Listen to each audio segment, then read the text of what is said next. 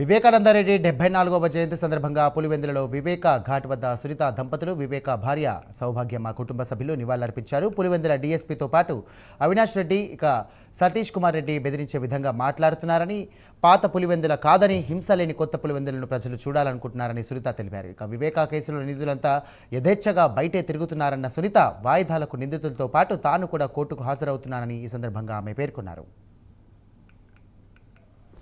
2019 ఆ రోజు అక్కడ నాన్న బాడీ పడుంది, వివేకానంద రెడ్డి గారి బాడీ పడుంది, అంతా రక్తం పడుంది. అక్కడ క్లీనప్ చేపిస్తున్నారు. పోలీసులు కూడా అదే రూమ్లో ఉన్నారు. మరి పోలీసులను బెదిరించి చేశారా ఆ పని?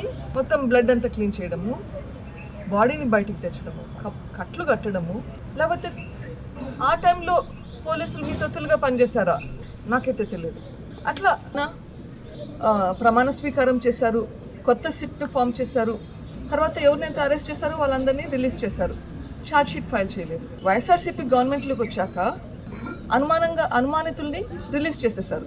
తర్వాత చూస్తే సెప్టెంబర్లో అనుమానం అవినాష్, భాస్కర్ రెడ్డి, శివశంకర్ మీదకి వెళ్తుంది.